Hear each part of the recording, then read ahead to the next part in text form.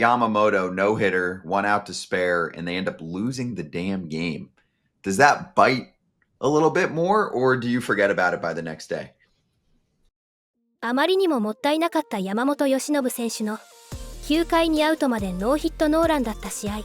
中継ぎが1アウトも取れずにサヨナラ負け。あまりにももったいない試合。このあたりについてポッドキャスト番組にて話されていましたので、そちらの動画をご覧ください。Well, if you're in Baltimore, you're depressed about the Orioles this season, but you at least enjoyed most of the weekend. Those were some exciting finishes. They were also celebrating the Ironman streak for Cal Ripken. But AJ, do losses matter in terms of how you lose for a team? Like that Yamamoto no-hitter, one out to spare, and they end up losing the damn game. Does that bite a little bit more, or do you forget about it by the next day? No, no matter what people say, when you win a game for 8 innings, that's why closers are so important. And you lose a game in the 9th inning, it hurts more because everybody on the team, and the poor guy who loses the game as the closer, everyone's like, man, 24 guys, 25 guys played their asses off to get us in a position, and then this guy blew it. And it's not always the guy's fault, but Yamamoto goes 8 2/3 until Matt Holliday hits the home run off of him. But yeah, these hurt, man.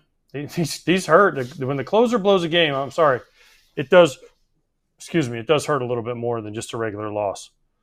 Jackson Holliday, but I knew what you meant. And totally. Like you have, and then it's also you talk about like setting yourself up for the next day. You brought your closer in. Sometimes when it's not this case where it was a no-hitter that they lost, you're bringing in your 8th inning guy. You're winning the game. And you've used those guys. Maybe it's back-to-back days. Maybe they're down then the next day. And so you're like, whew, feels like we got to climb a little bit of a hill to win the next game. You don't go back to it. You don't go back to a loss in June partway through September and go, man, if we would have had that one. There's a few that you lost. But in the moment, it is definitely demoralizing. That was a crazy game for those that stuck around. And obviously, even if you were an Orioles fan, you were staying because you want to witness a no-hitter, and they gave him a big ovation when he walked off. It's entertaining. It's a great sign for the Dodgers. Here's the thing, AJ, if you're looking at some individual players, and you know that the postseason obviously ends up, becoming its own version of a marathon, but not the regular season marathon. So you don't have to throw out your 5-starter, your back end of your bullpen that much. You're like, okay, I got a great start from Yamamoto. Shohei Ohtani was picking up steam as he was going along with his outing. Mookie's swinging a much better bat these days. Freddie's looking good. Ohtani had a big day yesterday. Like, there's a lot of positives. The negative for them is they're going to have to play a wild card series. They're too far back of Philadelphia. They're 4.5 games back, I believe, and they're losing the season series with one more series to go against them. Yeah, and Kershaw pitched well for him yesterday. So, there's a lot to look forward to. The problem is, like we talked about, they're only 1 game up. They're only 1 game up on the Padres. They got to get it going. They got to solidify that home field for the wild card round, and because they're not going to have it in the next round no matter what. So they got to figure out a way to solidify home field, be at home for those 3 games. And right now, they're lined up to play the Mets. That's going to be a hell of a travel for the Mets to have to go across country, but we'll see. I don't know. The Dodgers are still the Dodgers until someone beats them for me. Until someone knocks them out of the playoffs, they're still the Dodgers.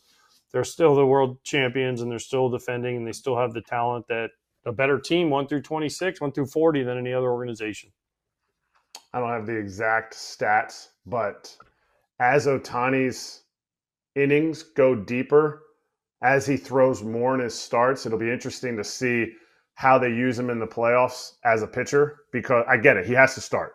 That's not what I'm debating. I'm debating the fact that the day he pitches and the day after he pitches, offensively, I wish I had a tweet that I read it, but offensively, his numbers are worse than the other 3 days or 4 days from when he's not, if they're going 6 or 7 days, 5 or 6 days rest, those other days he hits better. So it'll be interesting in the playoffs. Are you hurting your offense a little bit if he throws a 5-inning game? If he throws 4 innings, is it better? Should he just be 3-inning opener? So to me, that's something to look forward to, because you saw on Sunday, he broke out and had 2 homers. It's really how it's been going for him around his starts. Wait, but explain this to me, because he pitched Friday, and yes, he went 3 2/3. What was, I think 70 pitches, 5 Ks. What was hitting 101 or something towards the end of that one? He looked good. Yeah, and then 2 days later has a massive game. So you're saying if he the goes, day he pitches, and the day after, his offensive production has declined. And obviously, I'm just saying this. I should have the numbers in front of me. But then the next 3 days before he starts again, then are his best offensive days. Do they try to figure that out in their playoff rotation when he throws? Or is it just Manager an AJ, aberration? It doesn't really matter. Yeah, would you mess around with that at all, or that's getting? Just be real careful with when you pitch him. I mean, he's not starting game 1. It's going to be Yamamoto. Nope. He's probably not starting game 2 or game 3 in the first series. So I don't know. I think you have to play it out and see where your depth lies. That's how I would look at it if I was the Dodgers front office. I read it on Friday. He played his game, and like the weekend like played out exactly to it. Like I think he had 1 hit in the first 2 games, and then the last game he had a massive game. It wasn't anything written by the Dodgers or anything like that, and it's something that is interesting to look at. It's interesting to follow the rest of the season, the rest of his starts. I agree. I mean, if you get deeper into the postseason, you can pitch him on a day before the off day. That would help, right? If those numbers are playing out. And your bullpen would be set in that sense. Your bullpen would be set. Hey, it's an off day. Everybody goes. So we only need 3 out of Shohei.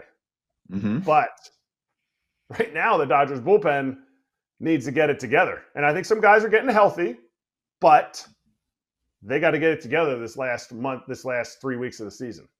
Yeah, I'm less worried about the offense now, AJ. I don't know how you feel. I mean, some of the stars are looking like stars. You're going to have, I think, Muncy and Edman be big factors for them in October. Pitching-wise, you paid a lot of money for Tanner Scott. It's been a rough year for him. Yeah. Suzuki's not there. Glasnow's hurt again, right?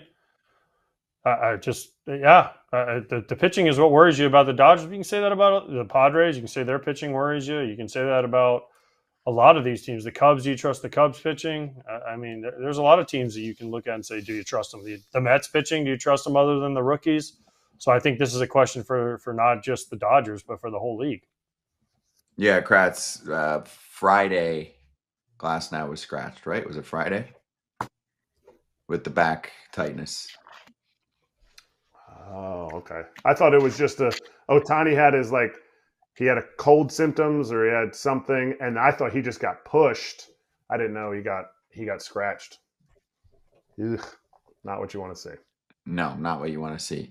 And playing to AJ's point about getting home field, the Padres really should be thinking about that. They have the 5th best home record in baseball. They're 43-25 at home. I would say they have one of the better home field advantages, and that could play up in the postseason. So should they be fighting for their lives to catch the Dodgers here?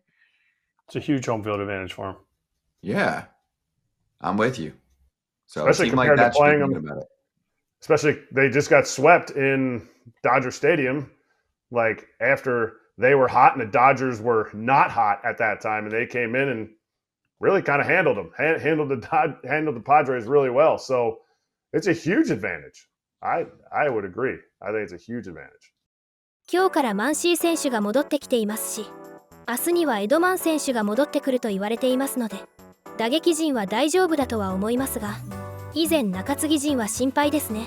番組の中でも話されていましたが、大谷選手のポストシーズンでの起用法はどうなっていくのかは注目どころですね。